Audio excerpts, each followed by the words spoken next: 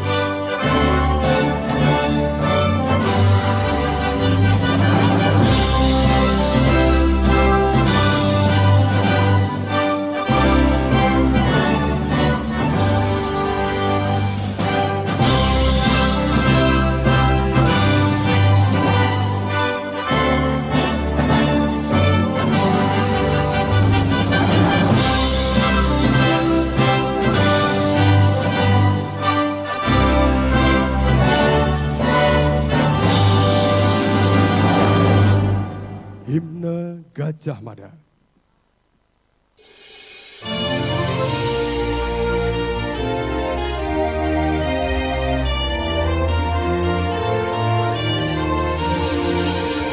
Bagi kami mahasiswa Gadjah Mada semua, ku berjanji memenuhi panggilan bangsaku di dalam Pancasilamu, jiwa seluruh nusaku.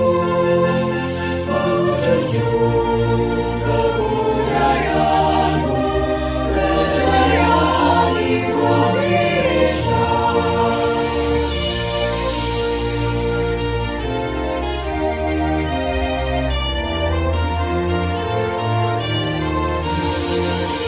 Bagi kami alma mater, ku berjanji setia, ku penuhi dharma bakti, untuk ibu berdiri di dalam persatuanmu, jiwa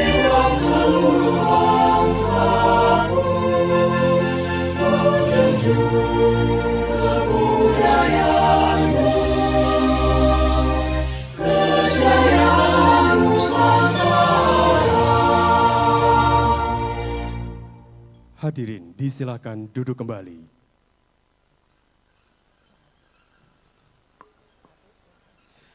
Assalamualaikum warahmatullahi wabarakatuh. Salam sejahtera untuk kita semua. Shalom, Om Swastiastu, Namo Buddhaya, salam kebajikan, salam sehat selalu bagi Bapak Ibu, rekan-rekan, calon wisudawan dan wisudawati sekalian. Kami ucapkan selamat pagi kepada calon wisudawan dan wisudawati dan selamat datang dalam acara Sinergi UGM dan Kagama, pembekalan calon wisudawan dan wisudawati, program sarjana dan sarjana terapan periode 4 tahun akademik 2022-2023. Dan sebagai informasi, luar biasa sekali pada periode 4 bulan Agustus ini, wisuda akan diikuti oleh sebanyak 3.150 orang calon wisudawan dan wisudawati. Dan akan diwisuda pada 2 hari ke depan. Terdiri dari lulusan sarjana terapan 348 wisudawan dan 2.802 wisudawan program sarjana. Kami ucapkan selamat datang dan terima kasih kepada yang terhormat Menteri Investasi, Kepala Badan Koordinasi Penanaman Modal Republik Indonesia, Bapak Bahlil Lahadalia. Dan kami ucapkan selamat datang dan terima kasih kepada yang kami hormati segenap jajaran pimpinan dari Kementerian Investasi, Badan Koordinasi Penanaman Modal Republik Indonesia, Rektor beserta para Wakil Rektor Universitas Gadjah Mada. Hadir bersama kita semua di sini, Ketua Umum Pengurus Pusat Kagama, sekaligus Gubernur Jawa Tengah, Bapak Haji Ganjar Pranowo, SHMIP. Dan juga kami ingin mengucapkan terima kasih kepada moderator serta calon wisudawan dan wisudawati yang berbahagia. Hadirin sekalian, selanjutnya akan kita simak bersama sambutan oleh Rektor Universitas Gadjah Mada, Profesor Dr. Ova Emilia PhD. Disilahkan.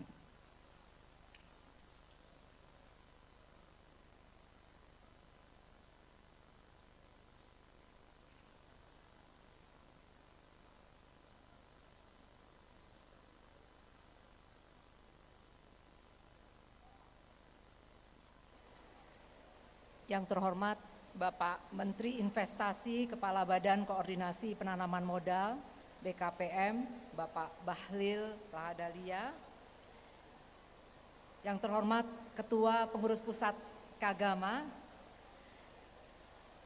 Yang saya hormati Wakil Rektor Universitas Gadjah Mada, para direktur, Ibu dan Bapak yang saya hormati, serta tentunya teristimewa para calon wisudawan, adik-adik, mahasiswa, program sarjana serta diploma yang tercinta. Assalamualaikum warahmatullahi wabarakatuh. Selamat pagi, salam sejahtera bagi kita semuanya. Om Swastiastu, Namo Buddhaya, salam kebajikan. Alhamdulillahirabbil alamin, tentunya kita panjatkan puji syukur kehadirat Allah Subhanahu wa taala sehingga kita bisa berkumpul pagi hari ini. Kesempatan yang luar biasa yang tentunya adik-adik sangat bangga dan sangat bahagia, apalagi hari ini akan mendapat pembekalan dari orang-orang istimewa. Jadi tentunya pembekalan untuk wisuda periode keempat tahun akademik 2022-2023 yang akan dilangsungkan 2 hari besok dan lusa. Ibu Bapak, adik-adik yang saya cintai, UGM tentunya sangat berterima kasih kepada Bapak Menteri yang telah hadir untuk memberikan pembekalan kepada adik-adik calon wisudawan. Dan kami juga bangga menyambut para calon anggota Kagama. Jadi akan ada 3.150 calon wisudawan yang akan menjadi alumni UGM dan anggota Kagama. Para alumni UGM telah banyak tentunya berkiprah dan mengukir prestasi yang kita berharap adik-adik semuanya nanti akan menjadi orang-orang yang menekuni berbagai profesi dan tentunya mempunyai prestasi yang luar biasa dengan tentunya bimbingan dari Kagama-Kagama senior yang akan menjadi pemandu adik-adik semuanya di lapangan. Kami menyadari bahwa tidak ada satupun universitas yang besar tanpa dukungan alumni. UGM sendiri kali ini pada edisi 2024 di kancah internasional berhasil menduduki peringkat 152 dunia untuk indikator reputasi akademik atau menempati peringkat 1 di Indonesia. Universitas Gadjah Mada juga menduduki peringkat 118 dunia, naik 31 peringkat dari sebelumnya untuk reputasi lulusan atau employer reputation yang diperoleh dari survei QS.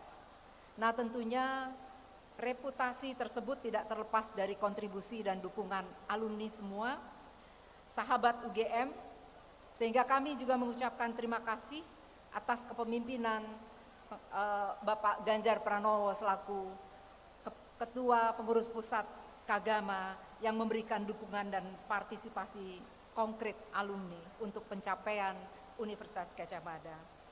Ibu dan Bapak yang saya hormati, saya tidak akan berpanjang lebar. Sekali lagi saya mengucapkan selamat kepada calon wisudawan wisudawati periode 4 tahun 2022-2023. Silakan menyimak pembekalan dari Bapak Menteri Bahlil yang saya tahu beliau orang yang luar biasa, seorang wirausahawan sejati yang perlu dicontoh oleh adik-adik semuanya, yang kita tahu bahwa ternyata kita ini sangat tergantung pada kegiatan-kegiatan UMKM wirausaha, yang dimana 60% GDP kita adalah tergantung dari UMKM. Dan saya kira peluang itulah yang kita manfaatkan untuk mendengarkan best practice ataupun best experience yang dimiliki oleh Bapak Menteri Bahlil untuk kita semuanya. Teruslah menjaga komunikasi dengan kampus, karena ikatan alma mater dengan para alumni adalah harapan kami. Saya tutup dengan sebuah pantun, ikan lohan, ikan hiu, ikan cucut di tepi pantai. Pembekalan calon wisudawan dulu dong, sebelum pembekalan calon para mempelai. Terima kasih. Wassalamualaikum warahmatullahi wabarakatuh. Om Santi Santi Santi Om. Namo Buddhaya.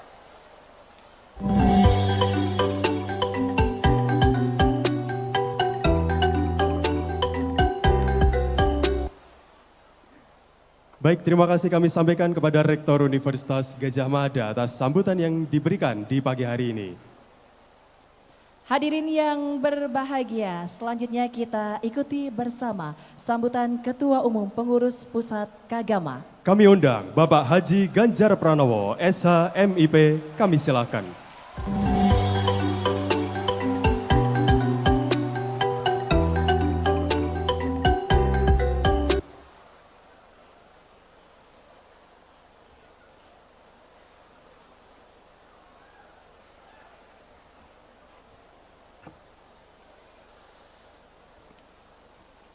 Teman-teman,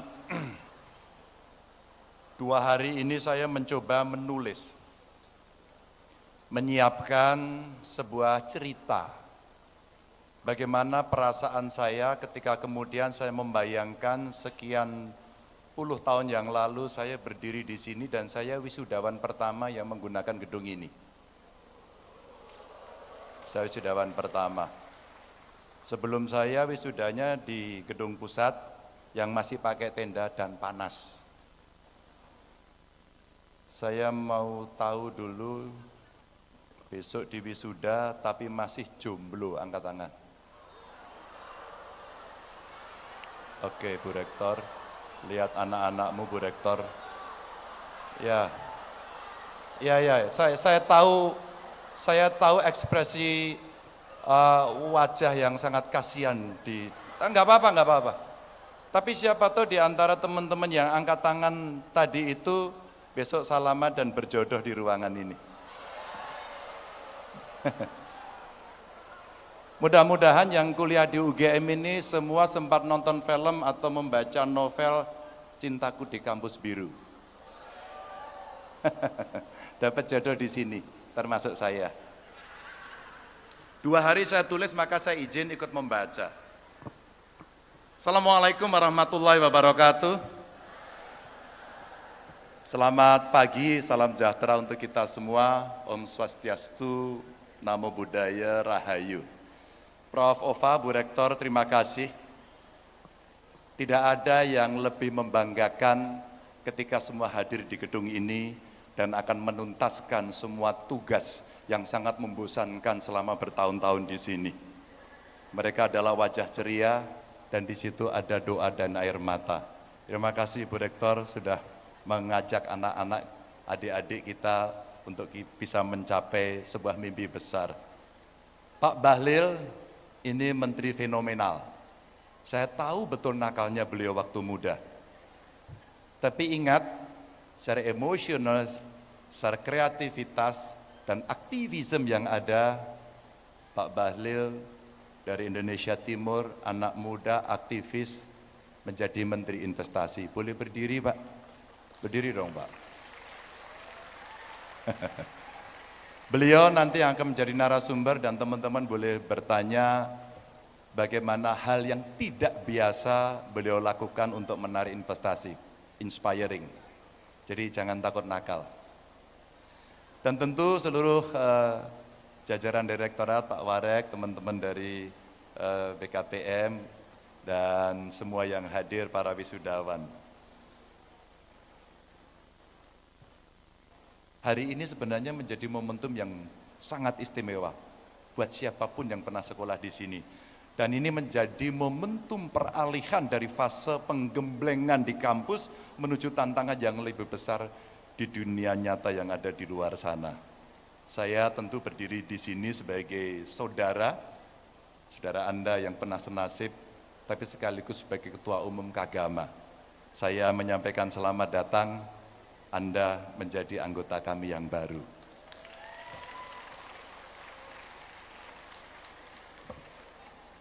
Ada permohonan yang selalu terucap di jiwa saya setiap menyambut kelulusan. Untuk kesekian kalinya saya berdiri di sini. Bahwa kita akan senantiasa satu berbagi kebahagiaan. Ada keharuan yang ada di sana. Dan ada rasa kepemilikan yang sama, ownership terhadap Universitas Gadjah Mada. Dan tentu segenap alumninya. Setelah ini, Anda akan berada di seluruh penjuru dunia dan nanti akan Anda temui senior Anda yang menjadi Kagama karena kepengurusan kita hampir ada lengkap di seluruh benua. Teman-teman, Universitas tercinta ini telah menjadi suluh intelektualitas kita yang menjadi pembimbing kita untuk menapai jalur-jalur ilmu pengetahuan ada di sini. Dan membimbing kita menjelajahi ruang-ruang kreativitas yang akhirnya membentuk karakter kita di sini dan di sini. Ya, disinilah karakter kita dibentuk dengan segenap haru, duka, bahagia, dan penuh dengan cita-cita.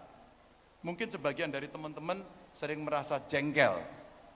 Yang di Fakultas Kedokteran diajar Bu Ova, nggak tahu kategorinya pelit atau tidak beliau.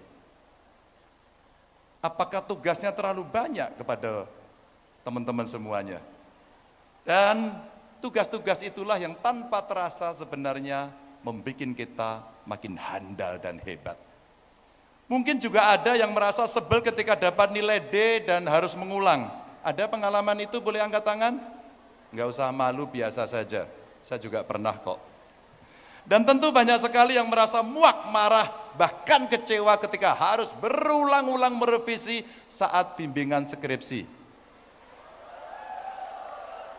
Bu Rektor, Pak Warek, dengarlah suara anak-anak. Disitulah Anda menjengkelkan buat kami. Tapi cerita belum usai. Silakan Anda jengkel. Silakan teman-teman semuanya jengkel dan silakan teman-teman muak ataupun marah. Tapi ingat, Yang perlu teman-teman perhatikan pada fase terendah seperti itulah proses penguatan jiwa kita yang sesungguhnya ada. Karena intelektualitas saja ternyata tidak akan pernah cukup dijadikan bekal hidup setelah teman-teman diwisuda. Dan saya masih ingat kok bagaimana rasanya harus mengulang mata kuliah tadi. Saya juga masih ingat kok bagaimana rasanya dipaksa oleh keadaan dan harus cuti dalam perkuliahan. Pernah saya rasakan. Mungkin Anda teman-teman semuanya yang hadir di sini masih beruntung dibanding saya waktu kuliah pada saat itu. Dari segi waktu jangan tanya, saya habiskan waktu sesuai jatah dari UGM. Dan lamanya waktu kuliah itu juga tidak membuat saya minder kok untuk melangkah dan menghadapi masa depan. Karena tidak hanya ilmu pengetahuan yang diberikan para dosen dan UGM kepada saya, tapi karakter, tapi kemandirian, tapi jiwa yang berani bersikap, itu ada di kampus ini. Maka setelah dari Jogja, yang sangat saya cintai ini, saya merantau ke ibu kota seperti layaknya banyak orang, cari kerja. Dan bekerja ikut teman dengan penghasilan yang sangat pas-pasan. Ya, penghasilan itu sangat pas-pasan. Ngekos saya ini cuma mampu membayar kos-kosan ukuran 2x2. Dugaan saya lebih sempit dari itu. Maaf ya, jangankan mobil, sepeda motor aja nggak punya pada saat itu. Tapi apakah kondisi ini menyiutkan nyali saya? Jawabannya tentu saja tidak. Saya tidak mau kalah dengan kondisi yang susah. Dan selagi muda saya tidak mau takut dengan susah, enggak ada takutnya. Dan saya tidak mau kalah dengan lelah, karena itulah proses yang mendewasakan. Dan perlahan saya mulai akhirnya memahami situasi hidup itu, dan kita memang harus terbentur, dan terbentuk. Seperti layaknya besi ditempa. Dan sampailah pada saat tahap ini yang akhirnya saya bisa berdiri di hadapan teman-teman sebagai Ketua Umum Kagama. Bapak Ibu teman-teman, duka lara di masa lalu seringnya memang jadi lelucon yang kita bisa kenang seperti saat saya kumpul teman-teman di gelanggang yang sudah berubah bentuk ini, makin keren. Cerita duka lara, nestapa, lelucon yang selalu membuat kita rindu untuk pulang ke kampus biru ini. Tentu sekarang teman-teman bisa tertawa, tentu bisa mengingat segala sesuatu mau waktu kuliah, dan itu menjadi sesuatu yang memorable, minimal buat saya. Dan hidup kadang-kadang memang kidding ya, tapi itulah sejarah yang telah melahirkan momen-momen penting dan pilihan serta tindakan membentuk arah masa depan kita masing-masing. Hampir semua ruang kehidupan mulai dari yang susah sampai yang bikin orang bungah, saya sudah lalui. Dan teman-teman sedang melalui itu satu persatu. Dan itulah modal berharga sebenarnya bagi kita semua sejak bekerja sampai nanti memegang amanah dari warga. Saya merasakan dari proses itulah kita akhirnya bisa melahirkan sebuah kekuatan sebagai pelengkap kekuatan intelektualitas selama kuliah di kampus ini. Kekuatan itu pula teman-teman yang menjadi indikator manifesto saya untuk melahirkan banyak program. Setidaknya seperti cita-cita teman-teman nanti berikutnya. Saya menjadi politisi, menjadi anggota DPR, pernah kerja sebagai konsultan ya, dengan gaji pas-pasan itu, dan kemudian diberikan amanah menjadi gubernur. Dan pada saat itulah manifesto itu menjadi penting, dan kemudian kita mesti sampaikan kepada rakyat apa yang menjadi idealita yang ada di pikiran kita. Tantangan setelah ini mungkin akan lebih besar, tapi buat saya ingin saya sampaikan pada kawan-kawan semua mengingat bahwa sebesar apapun tantangan yang kita hadapi nanti, potensi dalam diri kita sebenarnya lebih besar lagi. Percayalah itu, yakinlah itu, bahwa Anda mampu melakukannya. Dan kita sanggup menjadi pionir pada banyak hal. Dan bayangan saya sebenarnya sudah cukup komplit, seperti Anda sekalian, tentang bagaimana peran pemuda teman-teman semua di era sekarang. Dan saat inilah pemuda yang bisa lebih banyak mengisi dan menginisiasi perbaikan kehidupan di banyak sektor. Dan saat ini, Republik ini membutuhkan seluruh pemuda yang hadir, wabil khusus yang ada di ruangan ini. Anda adalah orang terpilih, Anda adalah orang terbaik, Anda adalah orang yang ditunggu oleh Republik ini. Dan jika sekarang kita sudah bersepakat menuju Indonesia sebagai negara maju dengan pertumbuhan ekonomi mau berapa persen? 5, sekian rasanya kurang. Kalau kita mau menghentak Pak Bahlil agar tidak masuk dalam middle income trap, mungkin 7% harus menjadi cita-cita pertumbuhan ekonomi kita. Kalau kita punya menteri investasi seperti itu, insya Allah nggak sulit. Dan dari tangan-tangan pemuda inilah kita bisa mewujudkan itu. Maka segala daya dan upaya yang kita miliki harus kita kerahkan ke sana. Serta pendidikan sebagai kawah candra di muka inilah, dari pemuda akan lahir banyak ruang, akan lahir banyak teori, akan lahir banyak hafalan yang mungkin dulu di kampus teman-teman dapatkan. Dan saya kira dari seluruh kontemplasi yang ada itu, dari ruang pendidikan inilah yang mesti kita intensifkan untuk meningkatkan segala hal termasuk melengkapi keterampilan yang teman-teman miliki. Dan beberapa tahun lalu kampus ini telah menyambut teman-teman sekalian dan sekarang sedang mengantarkan Anda untuk menuju kepada arti dan ruang hidup yang sebenarnya. Teman-teman, saya ingin mengakhiri cerita ini dengan sebuah ucapan selamat kepada teman-teman semua. Pendidikan tidak hanya berlangsung di dalam dinding-dinding kelas di kampus-kampus yang teman-teman dapatkan, dan ia akan terus saja berlangsung di tengah-tengah kehidupan masyarakat luas, dan ini sebuah learning proses yang tidak pernah akan berhenti. Dan oleh karena itu, kita jadikan setiap momen hidup kita ini sebagai sebuah pelajaran, ini sebagai sebuah tindakan sekaligus suri toladan, dan setiap langkah sebagai jejak menuju cita-cita atau kemajuan yang diharapkan. Dan jangan lupa, tetaplah selalu meminta restu orang tua. Tetaplah selalu menyampaikan terima kasih, karena dosen dan guru yang dulu menyebalkan itu ternyata sedang menguatkan diri kita untuk menjadi manusia hebat yang sempurna. Insya Allah. Bapak Ibu, teman-teman semuanya, selamat. Ada banyak kebanggaan yang saya lihat dari mata teman-teman sebagai seorang pejuang yang hari ini akan mengakhiri sebuah proses. Tapi ingat, di luar sana banyak sekali orang yang ikut bangga. Mereka adalah orang-orang tercinta yang sangat mengharapkan teman-teman, adik-adik, kawan-kawan menjadi manusia hebat yang akan menginspirasi keluarga. Mari kita cintai bangsa dan negara ini dengan sebenar-benarnya. Wassalamualaikum warahmatullahi wabarakatuh.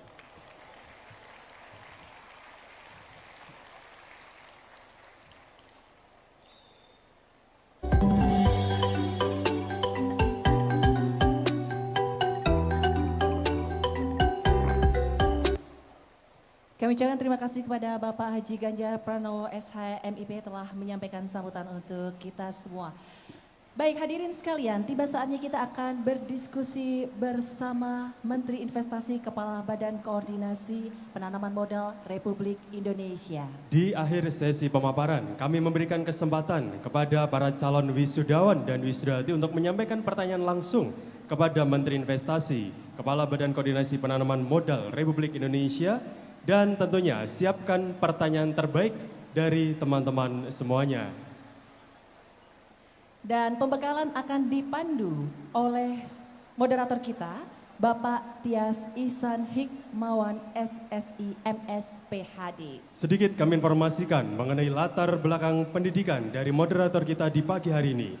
Pada tahun 2008, beliau meraih gelar sarjana dari Fakultas Biologi Universitas Gadjah Mada. Pada tahun 2010, meraih gelar Master dari King Abdullah University of Science and Technology, Saudi Arabia, Marine Science and Engineering. Dan pada tahun 2015, beliau meraih gelar PhD dari KAUST Marine Science. Dan sudah banyak sekali penghargaan dan penelitian yang dipublikasikan. Dan saat ini beliau aktif sebagai dosen pengajar dan peneliti di Fakultas Biologi Universitas Gadjah Mada. Waktu kami serahkan sepenuhnya kepada moderator selama 1 jam ke depan. Kami silakan. Assalamualaikum warahmatullahi wabarakatuh. Mohon maaf saya tidak hafal yel yang panjang, tapi saya tahu tadi kalau kita UGM, jaya jaya jaya. Kita dengarkan, mohon izin Bapak. UGM. Sekali lagi UGM. Yang saya hormati Bapak Menteri Investasi dan juga Kepala BKPM, Bapak Bahlil. Yang saya hormati pula Bapak Ganjar Pranowo SHMIP, selaku Ketua Kagama dan juga Gubernur Jawa Tengah. Yang saya hormati pula Ibu Rektor Prof. Ova dan jajaran Wakil Rektor juga para direktur yang hadir di tempat ini. Dan tidak lupa teman-teman, mari kita berikan tepuk tangan meriah untuk kalian. Tepuk tangan. Boleh angkat tangannya siapa yang sudah fitting baju dan juga pesan MOA? Wah, luar biasa. Tapi pada kali ini kita akan mendengarkan paparan yang ini sebuah bekal yang jauh lebih penting. Dan izinkan saya untuk memperkenalkan narasumber yang luar biasa pada siang pagi hari ini, yaitu beliau yang saya hormati Bapak Bahlil Lahadalia. Kami persilakan Bapak. Beliau adalah seorang putra bangsa yang lahir di Banda, telah menorehkan jejak prestasi yang menginspirasi di dunia bisnis dan kepemimpinan. Pada tahun 2003, nama beliau tercatat dalam Himpunan Pengusaha Indonesia HIPMI tingkat kabupaten hingga menjadi Ketua HIPMI periode 2015-2019. Dan tidak hanya sukses dalam dunia bisnis, Bapak Bahlil juga memiliki pengalaman berorganisasi, dikenal sangat aktif hingga menjadi bendahara umum di PPHMI. Untuk waktu dan tempat kepada Bapak Bahlil kami persilahkan. Tepuk tangan sekalian.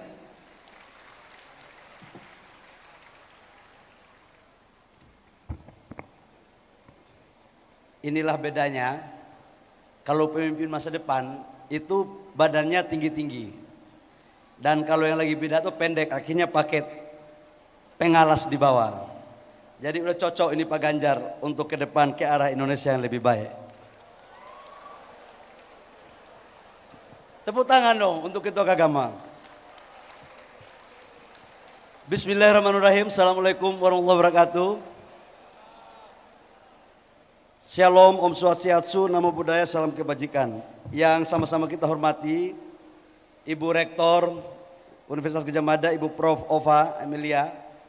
Ini Ibu, saya dapat undangan ini kalau tidak salah sudah kali yang ketiga atau kali keempat.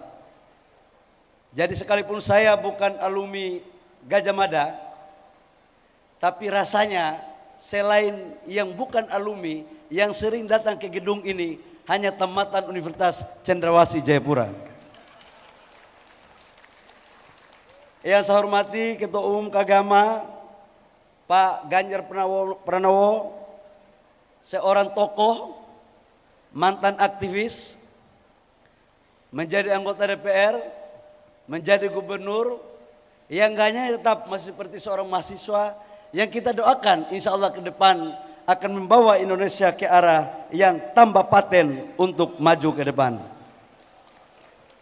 Bapak-bapak warek, dekan dan sivitas akademik, adik-adik mahasiswa yang sebentar lagi akan menyelesaikan atau status mahasiswa kalian dicabut, yang saya cintai, saya harus jujur mengatakan selamat datang di dunia pengangguran. Saya harus mengatakan sekali lagi, selamat datang di dunia pengangguran. Bagi yang belum bekerja, 4 tahun atau 5 tahun atau 6 tahun, siap komandan, Inilah kalau pemimpin yang aktivis begini kayaknya. Kalau yang agak kaku-kaku repot, enggak seperti ini. Kita berikan aplaus kepada Pak Ganjar. Pak Ganjar selamat jalan. Teman-teman semua, saya pernah merasakan seperti teman-teman. Selesai kuliah, pada saat mau wisuda, bangganya minta ampun. Sombongnya minta ampun bagi IP yang hebat. Kesombongan, kesenangan itu hanya terjadi tidak lebih dari 1 bulan. Setelah itu stres yang terjadi. Kalau belum bekerja. Maka saya ingin mengatakan satu hal. Bagaimana kemudian mulai sekarang begitu toga kalian pakai dan lepas. Mulai berpikir saya harus jadi apa. Saya ingin memaparkan kepada teman-teman pengangguran di Indonesia sekarang 7 juta existing. Angkatan kerja 2,9 juta per tahun, termasuk kalian yang belum bekerja. Dan pasca Covid, terjadi PHK kurang lebih sekitar 5-6 juta. Ini petanya. Sementara TNI, Polri, BUMN, PNS, penerimaan per tahun tidak lebih dari 1 juta. Jadi, kalau kalian berpikir hanya untuk menjadi karyawan, maka siap-siaplah kalian menjadi pengangguran intelektual. Saya tidak mau bicara seperti yang enak-enak, karena memang saya tipe orang yang suka yang tidak enak-enak. Saya akan menyampaikan apa adanya. Tapi bagaimana kalian ke depan mempunyai secerca harapan? Saya ingin menjelaskan. Yang pertama, pertumbuhan ekonomi nasional kita itu 5,17% pada kuartal kedua. Ini adalah pertumbuhan terbaik salah satu di dunia. Pertumbuhan ekonomi nasional kita. Mengalahkan Amerika, mengalahkan Eropa, mengalahkan Jepang, Korea, dan beberapa negara di Asia. Kita itu sama dengan China dan India. Inflasi kita di bawah 4%. Itu petanya adik-adik semua. Kenapa ini saya mau sampaikan? Karena peluang kalian untuk bagaimana bisa bekerja, salah satu diantaranya adalah menjadi pengusaha. Pengusaha kita di Republik ini hanya 3,4%. Di Thailand, di Malaysia sudah 4%. Singapura 8-9%. Idealnya kalau kita bicara negara maju, pengusaha harus double digit. Ini. Pertanyaan berikut, apakah bisa kalian jadi pengusaha? Bisa. Apa yang susah? Kalau dulu orang mau jadi pengusaha, harus anak pejabat, harus anak konglomerat, harus anak orang yang berkuasa. Sekarang tidak. Semua orang dari pelosok Aceh sampai pelosok Papua berhak untuk menjadi seorang pengusaha sukses, bahkan menjadi konglomerat. Kenapa saya sampaikan ini adik-adik semua? Aturan Republik ini kita sudah rubah. Sekarang orang mau jadi pengusaha nggak perlu pakai duit untuk izinnya. Kita pakai OSS, izin UMKM gratis. Tidak perlu ketemu bupati, tidak perlu ketemu gubernur, tidak perlu ketemu menteri. Saya rubah itu. Kenapa? Karena waktu saya jadi pengusaha dulu, mau ketemu kepala dinas saja susah. Apalagi ketemu bupati dan gubernur, lebih susah lagi. Maka sekarang cukup lewat OSS, lewat Undang-Undang Cipta Kerja. Yang kedua, modalnya dari mana? Adik-adik semua, pinjam modal di bank 50 juta tanpa anggunan sampai 100 juta. Itu KUR. Biayanya kurang lebih sekitar 450 triliun di 2024. Dibiayai oleh pemerintah tanpa jaminan dan bunganya hanya 5%. Ini untuk adik-adik semua. Nah, apakah ada peluangnya? Saya mau jelaskan peluang. Kontribusi Indonesia terhadap 5,17%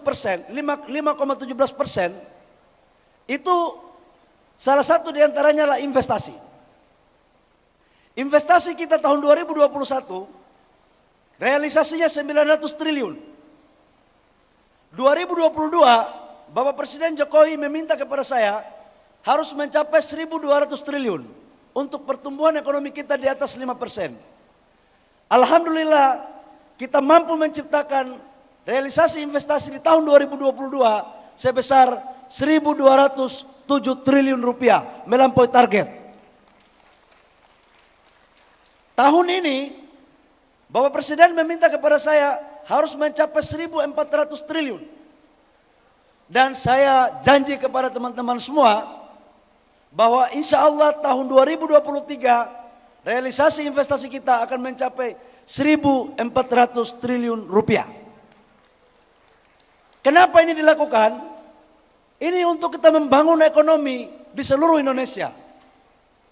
Kita tidak boleh membangun Indonesia hanya Jawa sentris. Dan Pak Presiden Jokowi meminta kepada saya harus bangun ekonomi Maluku, Aceh, Sulawesi, Kalimantan harus sama dengan di Jawa. Dan adik-adik semua, investasi ini adalah instrumen untuk menciptakan kawasan pertumbuhan ekonomi baru. Tujuannya apa? Agar adik-adik selesai kuliah, jangan semua numpuk di Jakarta, jangan semua numpuk di Jawa. Tersebar kalian di seluruh wilayah Indonesia, karena di sana sudah ada lapangan-lapangan pekerjaan dan potensi untuk menjadi pengusaha. Itu tujuannya. Gimana targetnya sekarang? Negara yang masuk investasi di kita, adik-adik semua, yang pertama masih Singapura. Ini supaya kalian selesai kuliah bisa lihat petanya. Ini Singapura masih yang pertama. Tapi Singapura ini uangnya bukan uang orang Singapura. Sebagian uang orang Indonesia yang ditaruh di Singapura. Jadi China itu nomor 2. Nah, kemudian bagaimana ke depan kita arah kebijakan? Kita akan mendorong kepada hilirisasi. Adik-adik semua, dunia sekarang sudah mendorong kepada green energy dan green industry untuk menurunkan emisi. Indonesia sekarang kita dorong semua ke hilirisasi. Karena kalau tidak ada hilirisasi, kita cuma mengekspor barang-barang mentah. Nah, ini peluang usahanya di sini. Hilirisasi tidak hanya pada sektor tambang. Contoh kita membuat hilirisasi di nikel. Adik-adik tahu nikel? Tahu tidak? Tahu nggak nikel? Saya mau kasih kalian potensi dunia usaha. Dari 5 perusahaan memberikan modal kerja 30 juta yang saya bawa per orang. Pertanyaan saya adalah siapa yang mau jadi pengusaha, angkat tangan. Oke, yang mau jadi politisi, yang mau jadi karyawan PNS. Artinya dalam ruangan ini lebih memilih menjadi pengangguran lebih banyak daripada menjadi seorang profesi. Yang mau jadi pengangguran, angkat tangan. Tidak ada juga. Sedih saya. Adik-adik semua, ke depan adalah kita mendorong yang namanya hilirisasi.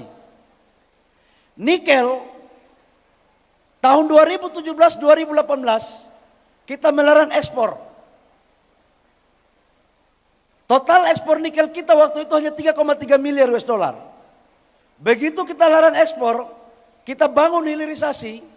Sekarang nilai ekspor kita sudah mencapai 30 miliar US dollar. Naiknya 10 kali lipat ketimbang kita belum melakukan hilirisasi. Dan untuk Indonesia menjadi negara maju tidak ada cara lain. Hilirisasi harus kita bangun. Dan peta investasi kita sampai 2040 sebesar 548,5 miliar US dollar. Ini yang kita akan bangun hilirisasi supaya pertumbuhan ekonomi nasional kita bagus ke depan.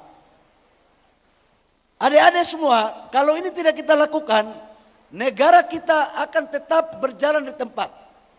Tadi Pak Ganjar mengatakan bahwa pertumbuhan ekonomi kita harus 6-7%. Kuncinya cuma satu, hilirisasi. Dan sekarang ini kita harus memakai energi baru terbarukan. Dan saya pikir ini sebagai pengantar dari saya, Pak, karena kita akan masuk pertanyaan. Adik-adik semua, saya sedikit memberikan pengalaman cerita sedikit. Perbedaan menjadi politisi dan pengusaha. Rata-rata orang mau jadi politisi itu enak. Menjadi bupati, gubernur, anggota DPR. Tapi hati-hati. Kalau kalian menjadi politisi dengan modal ekonomi yang belum kuat, maka kalian siap-siap akan menjadi karyawan politik. Dan UGM menurut saya salah satu perguruan tinggi terbaik yang mampu memimpin output perguruan tinggi yang lainnya. Kenapa saya katakan demikian? Pak Jokowi hanya tamatan Fakultas Kehutanan. Pria yang lahir besar di Solo. Tinggal di bantaran kali. Yang dulu orang mengatakan plongo-plongo. Apa yang terjadi Bapak Ibu semua? Dia memimpin Indonesia selama hampir 10 tahun. Dan menteri-menterinya adalah tamatan ITB, tamatan UI, tamatan IPB. Jadi UGM memimpin seluruh kampus-kampus terbaik di Indonesia.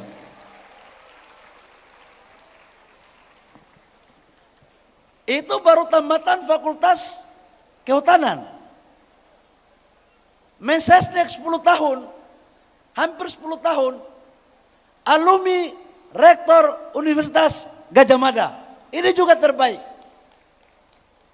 Dan tidak ada kampus di Indonesia yang begitu presidennya selesai, calonnya juga dari UGM. Ini hebat sekali ini UGM. Menyesal saya dulu kuliah tidak kuliah di UGM. Menyesal sekali. Tapi saya tidak menyesali itu.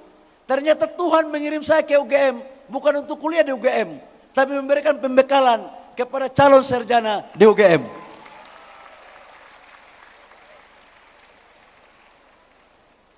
Jadi kalau seandainya kalian selesai kuliah di UGM dan tidak bisa memberikan kontribusi yang terbaik, maka itu bukan UGM yang salah. Itu berarti ada yang salah di kalian.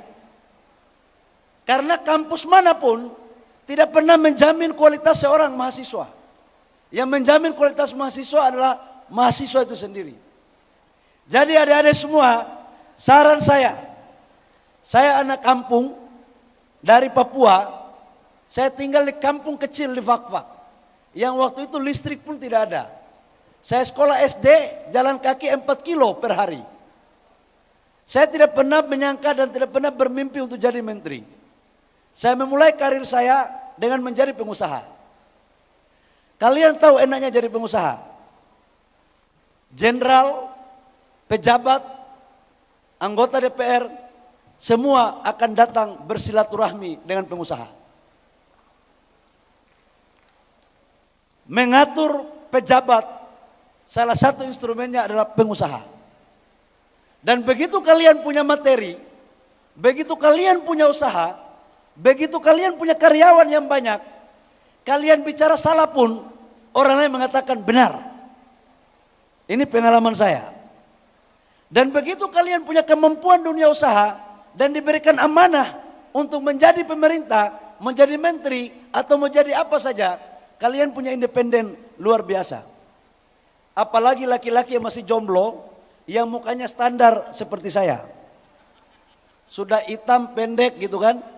Jadi kalau kalian miskin lagi, ya sudah lewatlah sudah barang itu. Nggak ada barang-barang bagus yang akan ikut kalian. Dan jujur saja. Tetapi kalau kalian smart, ekonomi bagus, fisiknya standar seperti saya, nggak perlu dipanggil teman-teman wanita kalian. Dengan sendirinya saya yakin mereka akan ikut. Bahkan akan mencoba untuk membangun pendekatan. Ini pengalaman saya. Apalagi yang aktivis, yang nggak ada duit, kos-kosan aja masih utang, retorika terus yang dimainkan. Nggak ada judul buku pun dibuat judul sendiri, hanya untuk membangun wacana. Saya pikir harus tetap kita kembangkan daya juang kalian untuk menjadi seorang yang berguna bagi bangsa dan negara. Saya pikir itu silakan kalau ada pertanyaan yang mau jadi pengusaha, ada saya punya mitra kerja, perusahaan yang mau untuk berkolaborasi dengan kalian. Karena itu saya minta 3 orang penanya, jangan semuanya laki-laki, yang serius mau jadi pengusaha, kita akan bimbing untuk dia menjadi pengusaha sukses. Silakan moderator, terima kasih. Terima kasih, tepuk tangan yang meriah untuk Bapak Bahlil, Bapak Menteri Investasi. Teman-teman sekalian, akan ada 3 penanya untuk sesi ini. Dan Bapak Bahlil, di UGM sendiri ada 2 nama yang saya dapatkan yang telah merintis usaha dari nol. Dan saya panggilkan 2 nama tersebut, yaitu yang pertama adalah Mas Jendra, yang kedua adalah Mas Haidar. Tepuk tangan untuk teman-teman sekalian. Silakan.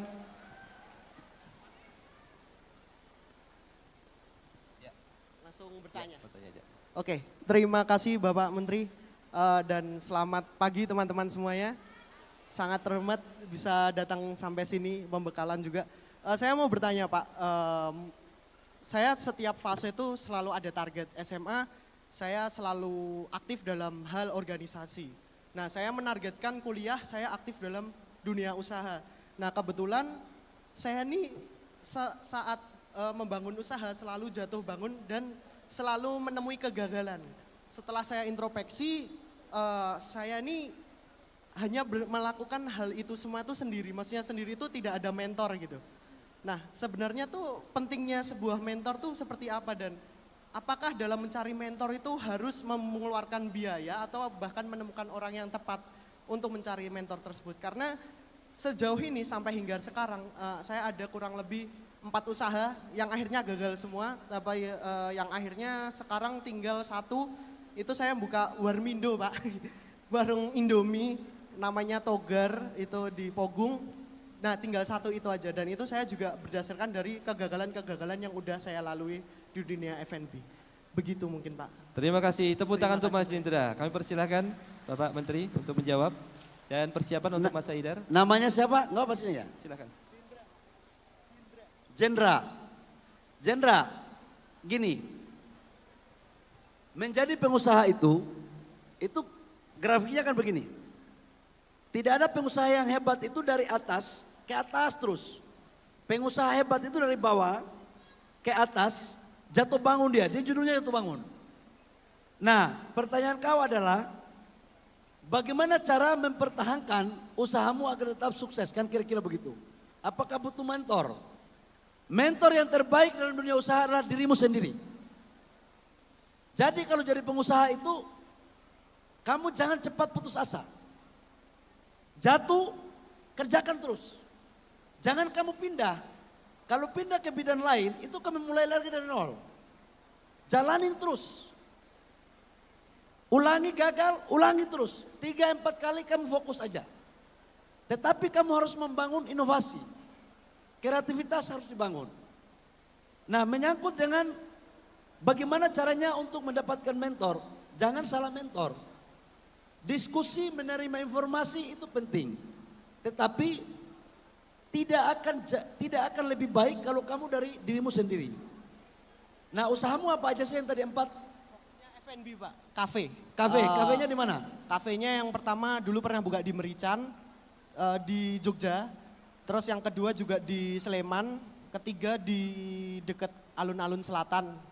Tapi itu Berapa revenue-mu per bulan? revenue-nya sekitar 20 sampai 25 juta, tidak terlalu tinggi sebenarnya. Berarti profit kamu 13 juta dong? Profitnya kurang lebih segitu tapi selalu habis di dalam operasional. Oke. Itu yang saya evaluasi dari awal dulu. Sekarang kamu udah selesai kuliah kan? Iya, udah sekali. Mau fokus? Fokus F&B terus nggak kapok pokoknya. Oke, mimpimu sekarang apa? Mimpiku sebenarnya ini mimpi dari dulu ya, selalu ingin membuka peluang usaha untuk membuka lapangan pekerjaan Pak. Nggak, ya langsung aja. Lu mau bikin restoran atau tetap bikin yang seperti tadi?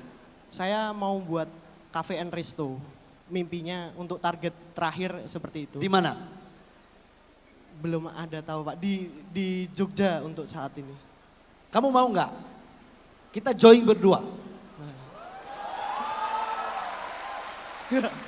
Ya, Iya. idenya dari kamu, nggak benar nih. Iya. Idenya dari kamu yang jalanin, saya carikan investornya. Baik, Mau nggak? siap Pak. Serius ini? Siap, saya siap, serius. Baik. Deal? Deal. Terima Deal kasih ya? banyak ya Pak. Udah. Kamu nanti, nggak betul ini. Ini nanti ada perusahaan. Dulu saya bekerja di perusahaan. Saya suka kalau di restoran, di makanan, di kafe, itu memang anak-anak muda. Ah, iya. Kami yang tua-tua ini nggak lagi zamannya. Kami menyiapkan aja modalnya, kalian yang mengeksekusi. Ya, Siap Pak. Deal kita ya. Baik, terima Join. kasih banyak Pak. Udah. Hei, Dan Tepuk tangan untuk Jendra dan Bapak Menteri sekalian. Ya, ada 2 penanya lagi. Saya bagi yang atas ada, yang atas? Yang atas ada atau sebelah sini satu, sebelah sini satu. Mungkin dari yang, mohon maaf, yang bagian belakang. Ya, silakan Mbak. Ya, pakai jilbab hitam. Silakan. Ya, silakan untuk maju ke depan.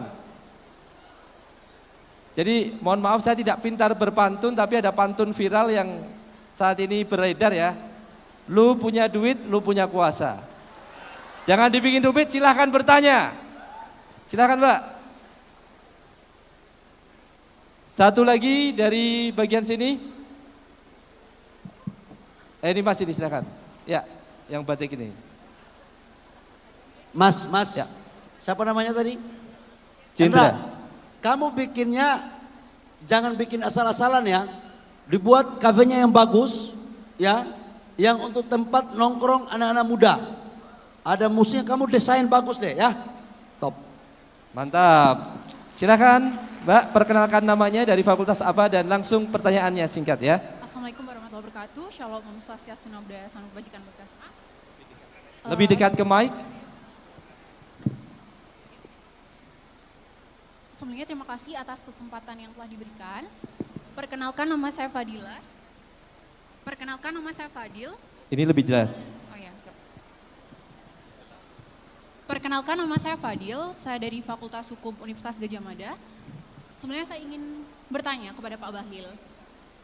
Tadi disampaikan terkait hilirisasi untuk pertumbuhan ekonomi. Namun apa yang saya lihat, hilirisasi ini cenderung pada daerah-daerah yang memang padat industri, yang mana di situ resource-nya bisa dimanfaatkan untuk melakukan hilirisasi dengan adanya industri ataupun industri padat karya. Yang ingin saya tanyakan, bagaimana dengan daerah-daerah yang memang di situ tidak memiliki research untuk industri, bagaimana mereka melakukan penghiliran, dan apakah memang ada peran entrepreneur, khususnya para pemuda, untuk menumbuhkan pertumbuhan ekonomi di daerah-daerah yang memang tidak padat karya ataupun tidak memiliki research untuk dilakukan hilirisasi. Demikian yang dapat saya sampaikan, terima kasih. Mbak, Terima dari kasih. mana, kabupaten mana? Saya dari Purworejo, Jawa Tengah. Purworejo, Betul Pak, Jawa Tengah. betul. Di Jawa Tengah, Purworejo itu di kampungmu apa, sumber daya apa yang ada di sana? Di sana lebih ke agro. Seperti pertanian begitu Pak. Mau jadi pengusaha kamu? Sebenarnya saya ingin, karena orang tua juga kebetulan pengusaha, Di kuliah di fakultas apa? Fakultas Hukum. Kamu nggak mau jadi lawyer? Tidak Pak. Beneran mau jadi pengusaha? Beneran? Saya ingin mau jadi pengusaha untuk meneruskan dari keluarga juga. Keluarga usaha apa? Jadi sebenarnya palu gada sebenarnya Pak. Nggak apa-apa, nggak apa-apa. Itu nggak. Ada F&B, kita juga usaha kelontong juga Pak, dan rental. Dan sebenarnya yang ingin saya manfaatkan adalah lahan. Jadi abah saya berasal dari Kalimantan Selatan, dan di situ kami ada lahan yang memang belum diolah karena kendala operasional. Di Kalimantan? Kalimantan Selatan, Banjarmasin. Gini, ada dua. Kalau hilirisasi ini memang benar kepada daerah-daerah yang mempunyai sumber daya alam. Tetapi ada juga daerah yang nggak punya sumber daya alam, tapi hilirisasinya dilakukan di daerah tersebut. Contohnya Gresik. Gresik itu tidak mempunyai tambang tembaga dan emas. Tetapi kita bangun hilirisasi dari Freeport, ngambilnya dari Papua, dari Timika, bahan bakunya, kita bikin smelternya di Gresik. Itu investasinya 3 miliar US dollar, 45 triliun. Kita bangun di sana. Tujuannya apa? Agar ada pemerataan. Pemerataan pembangunan lewat ekonomi. Ini yang disebut dengan strategi subsidi silang. Jadi tidak mesti yang berhak melakukan hilirisasi itu hanyalah wilayah-wilayah yang mempunyai sumber daya alam. Contoh di Batang. Di Batang itu di Jawa Tengah tidak punya industri nikel. Tapi kita bangun di sana baterai mobil untuk salah satu terbesar di dunia, LG. Itu investasinya 100 triliun lebih, 9,8 miliar US dollar. Jadi itu yang kita bangun strateginya. Nah untuk kamu, kalau di Kalimantan itu lahan paling banyak, itu sama dengan Papua. Kalau kamu main buah, sayur, itu lebih bagus, itu main di kampungmu, di apa namanya? Purworejo. Purworejo. Apa yang membayangkan kamu sekarang mau bisnis Purworejo? Jangan bicara di Kalimantan, karena Oke, itu skalanya besar. Siap. Untuk di Purworejo, saya juga kebetulan ada lahan sawah yang memang belum diolah. Dan mungkin rencananya itu akan dikelola, tapi kami masih dari keluarga masih Berapa memperhatikan. hektar? Untuk ukuran saya tidak tahu pasti Pak, karena baru saja dibeli. Benar, tapi benar kamu mau serius usaha? Saya serius usaha Pak, Demi Allah. demi Allah. Keras suaranya, keras Enggak suaranya. dong. Saya soalnya bedanya politisi sama pengusaha itu begitu. Kalau politisi janji itu tidak ditepati biasa. Ya biasalah sama laki-laki kalau sedang merayu janji terus gitu kan. Nggak pernah kunjung datang. Tapi kalau pengusaha harus komit. Yuk kalau komit saya carikan investornya. Baik, Benar nih. Serius. Serius. Dan mana? Kamu habis ini ketemu sama Dana. Bikin proposal bisnisnya. Tugas saya mencarikan investor paket sama kamu, kerjasama di kampungmu. Siap. Tepuk Ya, tangan. benar ya? Dan Deal yang kedua hari ini, terima kasih. tapi jangan kamu, ini salah satu kelemahan kita. Kita itu kalau jadi pengusaha, musiman. Begitu dapat duit dikit, udah malas. Nggak ada pengusaha hebat kayak gitu. Jadi pengusaha itu harus tahan banting. Jangan punya duit, terus begitu pemilu, kamu sudah siap-siap jadi caleg, jadi anggota DPR. Nggak ada itu nggak bagus itu. Mohon maaf, saya harus jujur mengatakan. Tunggu kamu jadi konglomerat dulu, sudah punya aset triliunan, baru fight jadi politisi. Kalau baru puluhan miliar, ratusan miliar, itu mah pengusaha nanggung. Saran saya jangan seperti itu, ya. Dan carikan investor, partner sama dia. Bikin proposalnya, clearkan. Oke ya Mbak ya, selamat. Terima kasih banyak, Bapak Pak. Menteri. Selanjutnya pertanyaan yang terakhir untuk sesi ini. Mohon maaf, ini yang terakhir. Langsung saja nama, fakultas dan pertanyaannya. Bismillahirrahmanirrahim. Assalamualaikum warahmatullahi wabarakatuh. Perkenalkan, nama saya Iswara Mahendra dari Fakultas Peternakan. Di sini saya ada pertanyaan untuk Bapak untuk memacu semangat pemuda. Kan kita kan lulus dari Universitas Gadjah Mada itu sebagian banyak tidak punya modal atau langkah awal untuk membuat usaha tersebut, dan saya juga kebingungan untuk menentukan langkah awal itu seperti apa supaya meraih cita-cita saya itu supaya tidak mengikut orang. Saya ingin jadi membuat lapangan pekerjaan untuk orang-orang, dan seperti kayak di negara-negara maju seperti Jepang itu banyak sekali pekerjaan-pekerjaan terus yang tidak menganggur dan membuat masyarakat sejahtera dan tidak mikir-mikir lagi untuk buat beli makanan pokok atau apa. Itu ingin saya membuat lapangan pekerjaan tersebut, dan itu saya ingin tanya ke Bapak langkah awal yang bagus dan step kalau boleh dijelaskan Bapak. Terima kasih. Namamu siapa? Iswara. Wan. Kamu kan laki-laki. Ya. Teman-teman, kalau mau jadi pengusaha itu Yang pertama saya cerita pengalaman saya ya, mohon maaf. Saya jadi pengusaha dulu itu tanpa modal bank. Saya itu pernah UMKM. Revenue saya itu cuma 60 juta. Kalau kita jadi pengusaha yang pertama itu adalah otak kita. Kamu harus punya konsep. Yang kedua, kamu harus membangun jaringan. Konsep kamu itu tawarkan kepada temanmu yang mempunyai modal. Bangun kerjasama. Yang berikut, kamu harus fighting spirit. Jangan malas. Kalau kamu cepat malas, nggak akan pernah kamu mencapai kesuksesan. Nah, setelah itu, baru kamu fokus.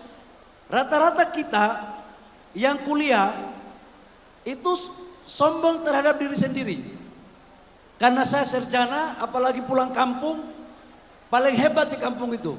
Padahal nggak hebat-hebat banget juga gitu. Iya kan? Malu. Hilangkan budaya itu.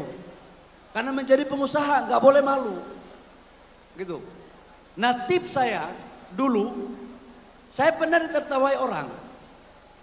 Ketika saya punya mimpi untuk membangun satu perusahaan besar, teman-teman kuliah saya menertawai saya. Karena ibu saya hanya pembantu rumah tangga. Ayah saya hanya buruh bangunan. Bagaimana mungkin saya mempunyai mimpi yang seperti itu? Tapi nggak apa-apa.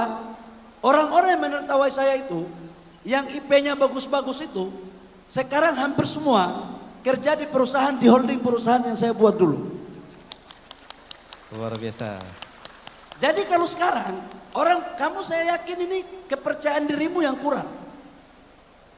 Karena kamu merasa hampir tidak berdaya.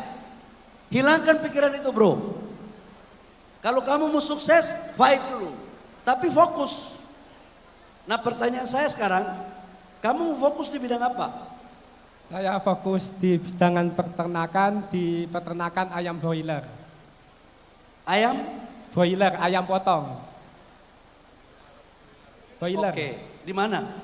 Di rumah saya di Probolinggo, Jawa Timur. Sekarang ini saya sudah mencoba membuat kandang, Pak. Membuat kandang ayam broiler yang sederhana, yang penting sesuai standar yang ada di Indonesia. Sudah mulai? Sudah mulai. Dalam bayangan kamu berapa modal yang dibutuhkan? Kalau di rank-rank sudah nulis rank-ranknya itu sekitar 500, Pak. 500 juta. 500 juta itu Ya. sudah mencapai 15.000 ayam itu? Itu kalau 500 juta itu masih 8.000. Bukan 15.000? Bukan. Kalau yang 15.000 perkiraan 1 miliar, Pak, kalau dihitung-hitung. Itu sudah standar kayak kandang yang sudah bagus gitu, Pak. Sederhana tapi standar gitu, Pak. Oke, kita patungan. Kamu 250 juta, saya 250 juta ya. Oh, siap, Pak. Bisnis ya. Tepuk tangan luar biasa. Ini adalah deal bisnis yang ketiga. Ini nanti ada perusahaan lewat CSR. Ada perusahaan lewat CSR, perusahaan peternakan yang main di pakan ternak yang besar, yang merupakan mitra dari Kementerian Investasi. Saya akan suruh mereka untuk partner sama kamu. Tapi kamu juga harus cari modal. Siapa? Ya. Dan habis ini. Apa bisa di Probolinggo nanti, Pak? Ya pasti, masa bikin di Papua. Terlalu bersemangat tampaknya, Pak. Bisnisnya di Probolinggo, masa mau bikin di Papua? Kau gila kau ini. Ya. Ya, Pak, siap, Pak. Tapi kamu jangan sampai 3 bulan datang lihat kandang, kandangnya ada, ayamnya udah habis. Rencananya saya pas awal-awal saya jaga sendiri sama anak kandang supaya mengajari juga anak-anak kandang supaya bisa mandiri. Mungkin saja anak-anak kandang itu bisa buat kandang sendiri. Jadi tidak habis ini tergantung pada kamu ketemu saya sama gitu. saya ya. Oh, siap, habis Pak. ini. Siap, Bagus. Pak. Terima kasih Bapak Menteri. Terima kasih, Pak. Kalau bahasa Maduranya di Ya. rumah terima kasih itu matar selangkong. Mator selangkong. Oh, kamu Madura? Madura. Sungguh mati. Baik, Nanti habis ini kamu ketemu sama saya ya. Siap Pak. Kasihan teman-temanmu nih. Saya juga waktu udah harus kasih, Pak. berangkat ke Solo. Teman-teman semua, selamat ya. Saya ucapkan selamat atas wisudanya.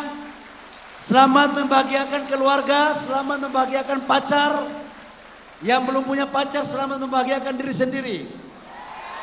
Ya. Saya mengakhiri dengan pantun. Burung cendrawasih, burung Papua. Cakep. Cukup sekian dan terima kasih. Luar biasa, apresiasi dan tepuk tangan. Terima kasih sekali lagi atas materi, semangat, dan juga investasi yang diberikan.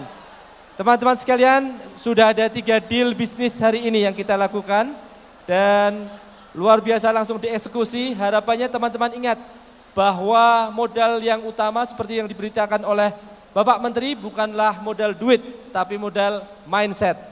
Dan juga investasi untuk diri sendiri, percaya diri, demikian. Saya kira untuk sesi ini akan kita akhiri. Mohon maaf hanya mendapatkan 3 penanya dari audiens. Kita juga ada sesi berikutnya yang tidak kalah menariknya.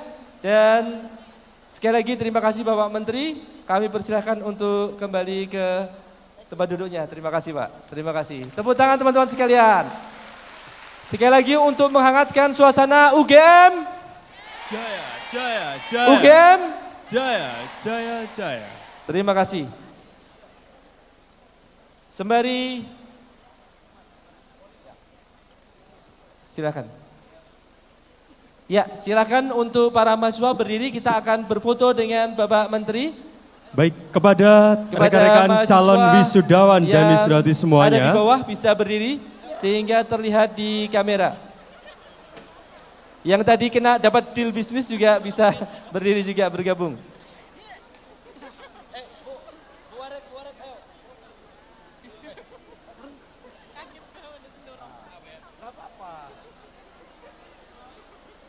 Ya, 1, 2, 3, berikan senyuman terbaik. Oke, mungkin kita teriakan juga yel-yel yang tadi kita sudah lakukan ya Mas Moderator ya. Silakan Oke. Pak. Kita coba UGM. Jaya, jaya, jaya. Sekali lagi UGM. Jaya, jaya, jaya. Baik, sudah cukup teman-teman media. Terima kasih. Kita berikan tepuk tangan yang luar biasa Kami untuk persilakan Menteri Investasi, Kepala untuk Badan teman-teman. Koordinasi Penanaman Modal Republik Indonesia. Silakan kembali ke tempat duduknya teman-teman sekalian karena kita akan memulai dengan sesi baru yang tidak kalah menariknya. Dan sesi ini akan saya perkenalkan bahwa sesi berikutnya akan diisi oleh beliau alumnus dari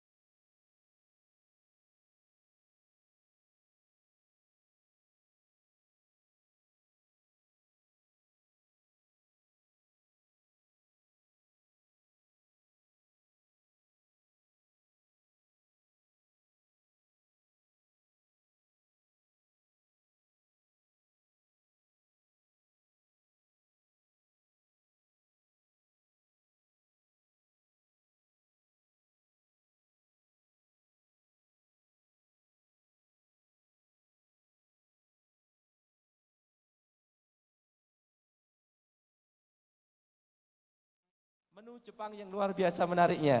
Kami persilahkan kepada Mbak Gio. Tepuk tangan sekali lagi.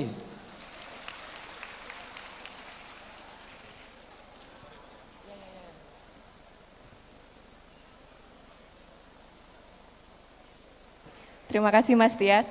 Selamat pagi. Selamat pagi untuk kita semua. Sebelumnya saya ingin mengucapkan terima kasih yang mendalam. Thank you so much for having me. I'm so flattered. Saya sangat bangga bisa di sini di hadapan teman-teman semua yang sangat saya banggakan karena bulan Februari kemarin saya baru aja wisuda dari Fakultas Hukum UGM S2. Tepuk tangan luar biasa. Bismillahirrahmanirrahim. Assalamualaikum warahmatullahi wabarakatuh. Om Swastiastu, Namo Buddhaya, salam kebajikan untuk kita semua. Baik, karena bapak-bapak dan ibu petinggi semua sudah ada urusan yang lain, maka langsung saya masuk aja.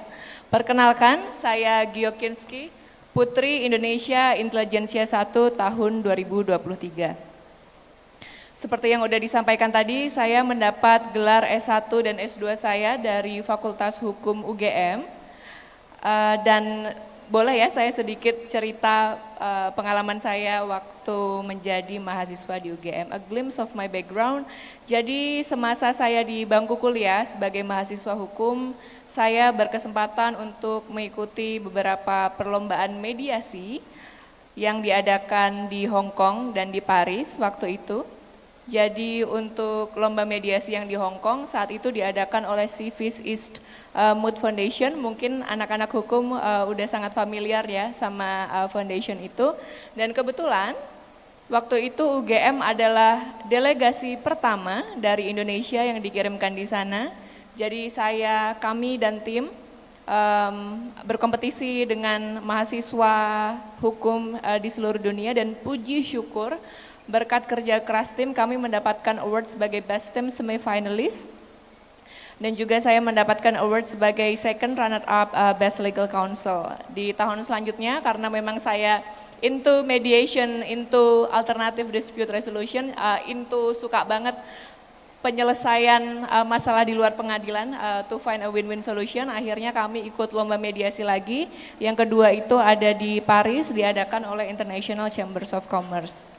Selain itu juga saya juga berkesempatan untuk terlibat dan berpartisipasi di beberapa konferensi yang diadakan oleh United Nations for Institute and Training and Research bertajuk Gender Equality, dan juga dengan tema State Duty to Protect Human Rights and to Promote Human Rights. Pengalaman kerja saya lulus S1 sekitar tahun 2019.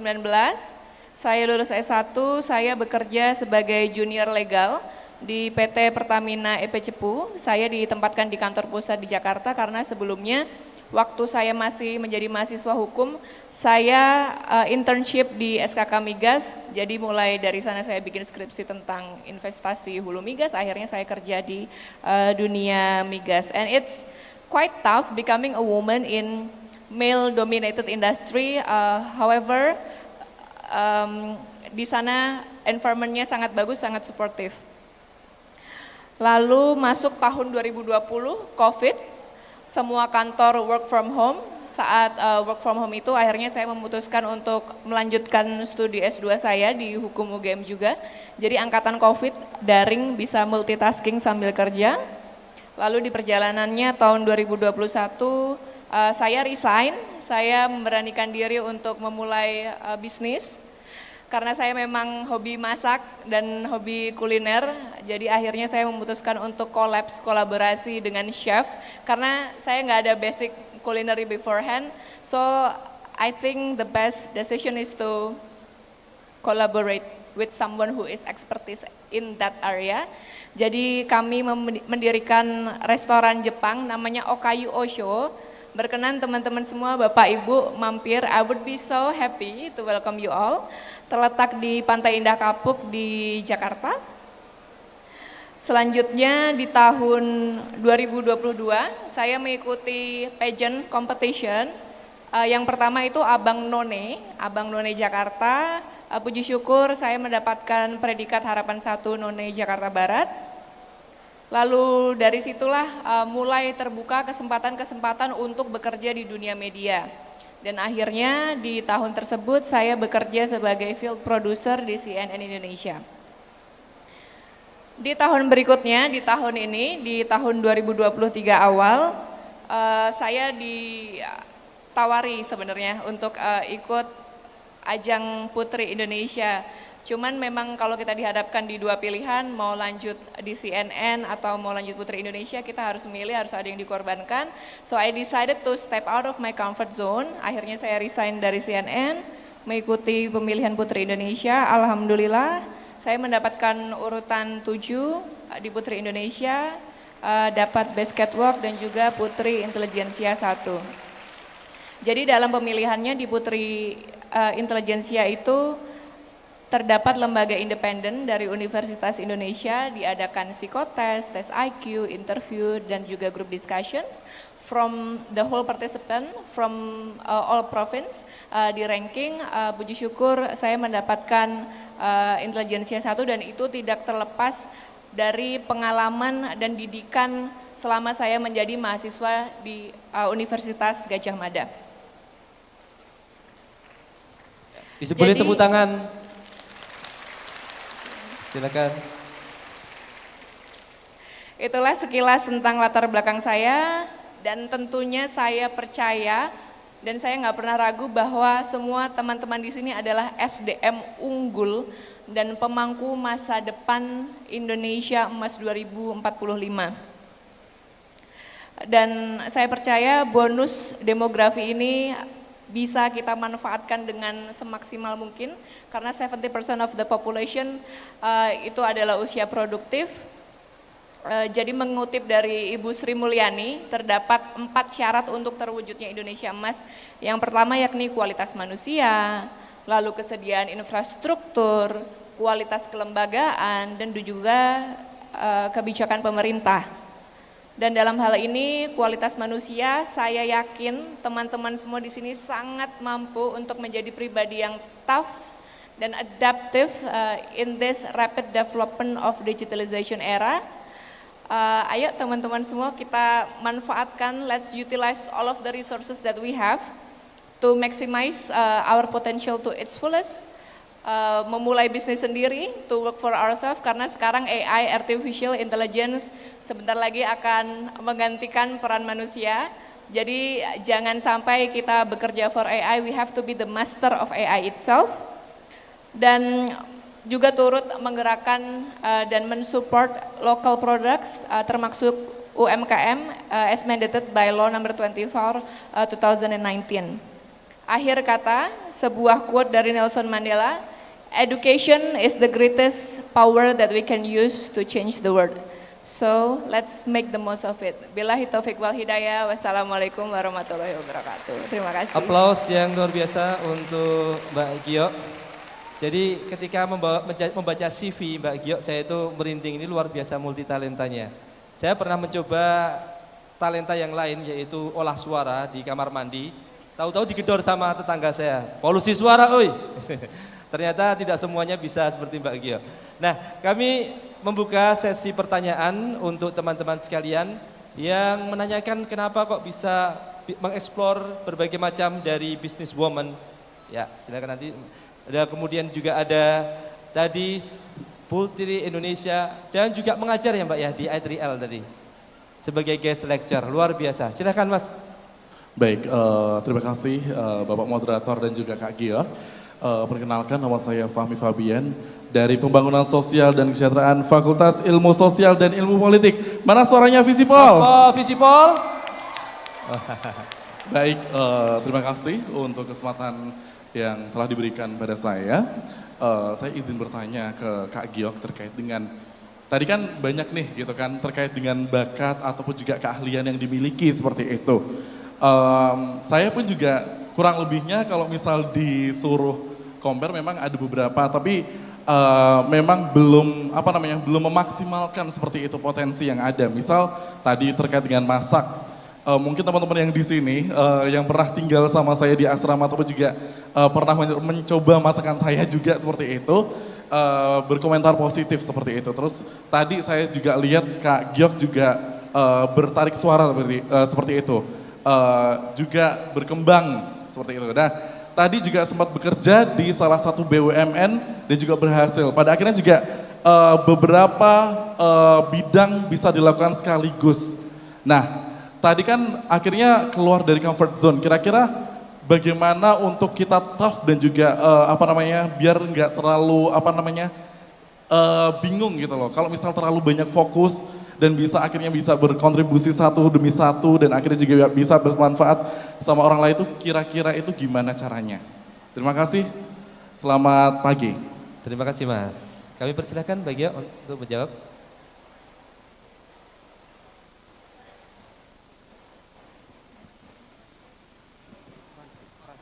Dengan Mas siapa tadi? Mas Fahmi. Terima kasih pertanyaannya Mas Fahmi. Gimana ya? Ini karena dari pribadi saya sendiri, istilahnya kalau anak zaman sekarang BM ya, banyak maunya. Jadi emang saya itu hobinya banyak, hobi masak, hobi nyanyi, nulis lagu. Rasanya itu hidup itu harus produktif ya, harus melakukan sesuatu biar kita juga berdampak bagi orang di sekitar kita. Kalau saya sendiri untuk menjawab pertanyaan tersebut, since we are young, let's try everything that you want to try. Kalau misalnya belum dicoba akan penasaran, the sky is the limit. Jadi kenapa nggak dicoba? Coba aja semua, ntar kalau belum dicoba penasaran. Nah, dari mencoba semua bidang-bidang yang mungkin teman-teman punya potensi di situ, teman-teman akan menemukan jati diri dari teman-teman sendiri. Apa yang teman-teman suka, apa yang teman-teman gemari, dan juga dari mencoba berbagai bidang itu tentunya teman-teman akan membuka koneksi yang lebih luas lagi. Karena saya yakin dan percaya bahwa di dunia kerja ini it's not all about the degree that we have, but also the skills, interpersonal skills dan juga jejaring yang kuat.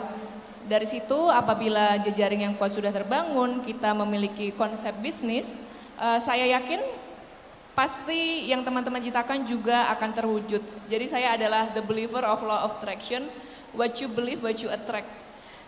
Jadi kalau kalian bisa membayangkan sudah pasti akan terjadi. Jadi teman-teman semua jangan takut untuk mencoba hal-hal baru dan dari situ kalian akan lebih mengenal jati diri kalian sendiri. Terima kasih. Terima kasih. Saya undang untuk penanya yang kedua, bisa dari sebelah sini boleh, bisa dari atas juga boleh.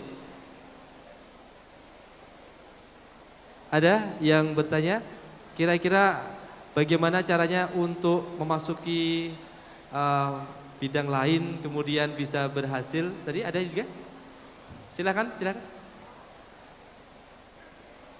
Ya, memperkenalkan diri, kemudian nama serta fakultasnya. Lebih dekat ke mic ya agar terdengar. Cek. Oke, bismillahirrahmanirrahim. Assalamualaikum warahmatullahi wabarakatuh. Selamat pagi. Kak Gio dan Mas Moderator. Selamat pagi teman-teman calon wisudawan sarjana dan diploma periode 4 tahun 2023. Sebelumnya perkenalkan, saya Afifah Huda Safura, biasa dipanggil Afifah dari Fakultas Geografi Universitas Gadjah Mada. Izin menanyakan kepada Kak Gio selaku pembicara pada kesempatan kali ini.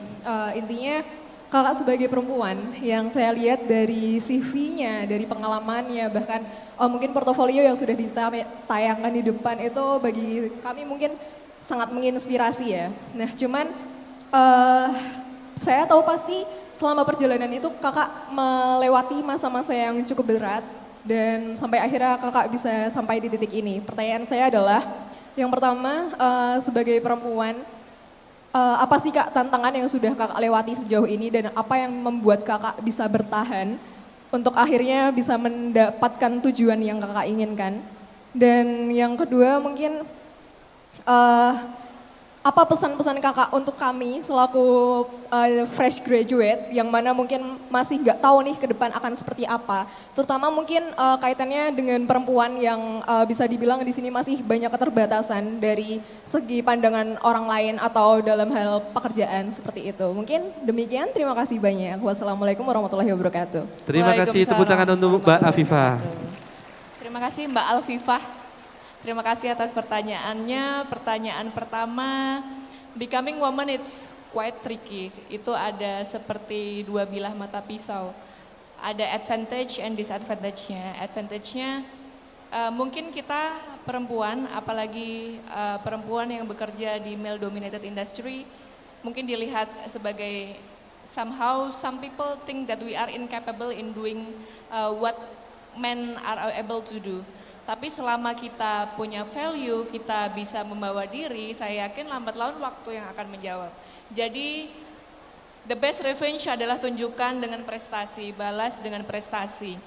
Dan sebagai seseorang yang sudah terjun di industri pageant, sometimes it's quite hard becoming a woman. Kadang orang misunderstood, makanya perempuan itu harus punya value, harus punya prinsip, harus punya ilmu, sehingga kita itu tidak hanya dilihat dari casingnya aja, tapi kita juga sebenarnya memiliki kemampuan yang juga sama dengan kemampuan yang dimiliki laki-laki. Karena sekarang kan udah tahun 2023, tapi saya tahu masih aja ada yang memandang kalau somehow men are more capable than women, tapi sebenarnya saya percaya ya, apalagi teman-teman di sini pemikirannya udah sangat egaliter, kalau women and men equal, and that's the respect that we need in order to survive in this cruel world. However, itu tadi yang penting kita sebagai perempuan, baik perempuan maupun laki-laki harus memiliki value. Untuk pertanyaan yang kedua tadi terkait apa ya, Kak Alfifah? Pesan buat kita sebagai perempuan yang masih fresh graduate, terutama sebagai calon wisudawan, apa sih yang perlu dipersiapkan seperti itu? Mengingat apa ya, kita mungkin sebagai lulusan tahun ini, mungkin yang tepat 4 tahun ini masih belum tahu ke depan itu akan seperti apa, seperti itu. Mungkin apa saja yang perlu kita persiapkan? Mungkin singkat aja sebuah quote, ini quote yang saya suka banget. An ordinary people would make decision based on who they are now. Orang biasa akan membuat keputusan berdasarkan siapa mereka sekarang. But an amazing person would make decision based on who they want to be. Tapi orang yang luar biasa, orang yang berpikiran ke depan akan membuat keputusan sebagaimana orang yang mereka inginkan. Itu. Terima kasih. Terima kasih. Terima kasih. Terima kasih banyak. Thank you. Ini sebenarnya mungkin masih banyak pertanyaan dari hadirin sekalian, tapi karena waktunya tidak mengizinkan, sudah pukul 10 dan teman-teman juga akan melakukan gladi bersih. Apabila ada satu pertanyaan lagi yang terakhir, kalau tidak akan kita sudahi sesi pertanyaan. Oh, terakhir ya. Terakhir singkat saja. Silakan Mbak yang di sana bisa maju. Ya.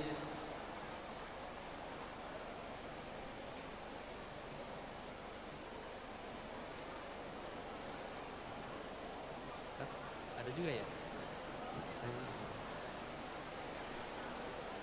Ini adalah pertanyaan terakhir ya dari audiens. Halo, last question. Halo Kak. Terima kasih atas kesempatannya. Sebelumnya perkenalkan, nama saya Anissa dari Fakultas Sekolah Vokasi. Di sini saya izin bertanya Kak kepada Kak Gio. Dengan berbagai pengalaman bekerja di berbagai bidang, mungkin dalam dunia kerja adanya kebosanan dan lainnya. Seperti pertanyaan sebelumnya tentang bagaimana bertahan dalam mencapai tujuan kerja Kak. Kemudian saya sebagai mahasiswa yang sebentar lagi wisuda izin bertanya, bagaimana cara menumbuhkan kepercayaan diri terutama bagi seorang perempuan terkait dengan skills needed to adapt, dan sebagai contoh bahwa skills yang dibutuhkan di antaranya yaitu emotional intelligence. Jadi yang saya ingin tanyakan, bagaimana cara untuk membangun emotional intelligence dalam dunia bekerja? Mungkin persiapannya seperti apa sih Kak? Terima kasih. Terima kasih dengan Kak Anissa ya. Ya, makasih Kak Anissa atas pertanyaannya. The first question tadi terkait bagaimana Okay. Jadi izin bertanya tentang bagaimana melatih emotional intelligence dari Oke. Terkait emotional intelligence sendiri, kalau dari saya ya, saya itu dulu pengalaman saya selama menjadi mahasiswa, saya nggak ada kepikiran sekali untuk terjun di dunia entertainment. It's not comfortable to me to be the center of spotlight. Aku bener-bener yang sangat nerd dan nggak ada kepikiran sama sekali untuk ikut beauty contest whatsoever. Cuman memang yang menguatkan saya adalah mama saya, thanks to my mom, karena mama saya sangat percaya sama saya. Dan mulai dari situ saya belajar keluar dari zona nyaman. Karena saya percaya kalau kita mau berkembang, kita nggak boleh stuck di zona nyaman kita nggak boleh stuck di belakang meja belajar. bukan suatu hal yang buruk, tetapi kita harus mendorong diri kita untuk berkembang. Makanya saya memberanikan diri untuk ikut pageant competition dan ternyata banyak loh manfaat yang diambil dari pageant competition itu. Kalau saya tidak ikut Abang None, saya nggak akan dapat pekerjaan di CNN Indonesia. Dan ternyata untuk bekerja di media dan entertainment industry itu, talent recruitersnya mereka banyak mencari dari pageant foundation. Banyak banget lulusan Abang None, kalau di Jogja kan di Mas Diajeng, yang bekerja di media menjadi field producer, menjadi news anchor, menjadi reporter, dan sebenarnya itu adalah pekerjaan yang sangat-sangat menyenangkan karena as a journalist we give access to the people, we give voice to the voiceless. Jadi untuk teman-teman semua mungkin bisa mulai mengenali diri sendiri, apa sih yang bikin kalian nggak nyaman, hal apa yang paling kalian takut cobalah. Karena di situ kita nggak tahu, we never know what's the good thing that might coming in. Terus pertanyaan yang kedua terkait emotional intelligence, I think it would rely heavily on how we build communication with other people. Itu erat kaitannya dengan kebiasaan kita dan jam terbang ketemu banyak orang. Jadi teman-teman di sini saya yakin nggak pernah ragu, pasti pinter banget, apalagi anak UGM. Cuman akan lebih baik lagi kalau kita juga mengasah interpersonal skill kita dengan mengikuti berbagai macam organisasi, ikut perlombaan juga, kenal banyak orang, nggak hanya scope nasional tapi juga internasional juga, dan benar-benar benefitnya sangat luar biasa yang bisa didapat dari situ. Begitu. Terima kasih Kak Anissa. Terima kasih Mbak Anissa, dan terima kasih aplaus sekali lagi untuk Mbak Gio. Dan inilah sesi pertanyaan yang sudah kita akhiri. Terima kasih, bisa silakan duduk. Baik, terima kasih banyak Mas Tias, terima kasih teman-teman semua. I'm so flattered to be here. Kalian keren banget. Selamat sekali lagi, selamat wisuda, selamat mengepakkan sayap dan selamat mencoba. Ya. Terima kasih. Tepuk tangan untuk kalian. Semangat UGM. Jaya, jaya, jaya. Sekali lagi UGM. Jaya, jaya, jaya. Terima kasih, Baik. selamat siang. Tampaknya ini adalah sesi yang terakhir untuk sharing pengalaman dan juga insight. Harapannya menginspirasi. Apakah menginspirasi? Alhamdulillah. Jadi ada sebuah quote yang saya dapatkan ketika searching internet di pagi hari tadi, bahwa sesungguhnya kalau di kuliah itu kita dikasih pelajaran kemudian ujian. Nah, teman-teman sekalian nanti akan menghadapi sebuah hidup di mana ujian dahulu baru mendapatkan pelajaran. Anyway, have fun, pelajari yang baru dan tetap semangat. UGM. Terima kasih, demikian dari saya. Kami kembalikan ke MC dan untuk moderator ya.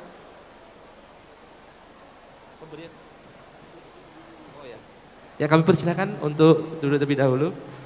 Akan silakan di sini. Ya. Baik, terima kasih moderator. Sekali lagi teman-teman semua kita berikan aplaus yang meriah untuk Kak Gio dan juga Pak Tias. Terima kasih sudah menjadi moderator untuk sesi pembekalan di siang hari ini. Dan sebagai bentuk apresiasi, ini tentunya dari kantor alumni akan memberikan cenderamata baik untuk moderator dan juga untuk narasumber, terutama untuk Mbak Gio yang sudah persiapkan diri sebaik-baiknya tampil di depan hadapan teman-teman semua.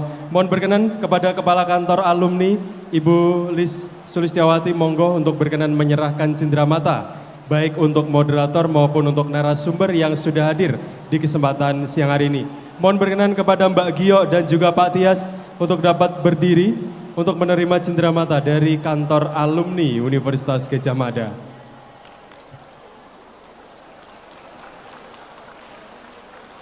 Salah seorang alumnus hebat Universitas Gadjah Mada yang menyabet Putri Inteligensia 1 Indonesia di ajang Putri Indonesia, dan juga kepada moderator kita, dosen Fakultas Biologi Universitas Gadjah Mada, masih muda tapi sudah menjadi dosen dan mendapatkan gelar PhD. Mohon berkenan untuk foto bersama terlebih dahulu. Silakan bisa menuju ke depan meja untuk bisa kita abadikan momen indahnya di siang hari ini. Dan kepada calon wisudawan dan wisudawati semua, mohon untuk tidak meninggalkan ruangan terlebih dahulu karena ada beberapa informasi yang perlu teman-teman ketahui dan kita akan lanjutkan ke gladi bersih wisuda. Karena gladi bersih yang akan kita lakukan hari ini akan sama dengan apa yang teman-teman ikuti pada esok hari. Terima kasih moderator dan juga narasumber. Kita berikan tepuk tangan sekali lagi dong untuk moderator dan juga narasumber. Kami silakan untuk kembali ke tempat, luar biasa sekali.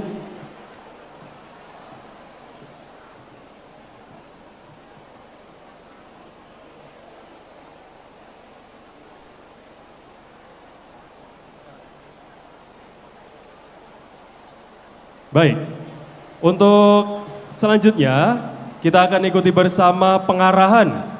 Akan dilanjutkan juga dengan gladi bersih upacara wisuda program sarjana dan diploma periode 4 tahun akademik 2020.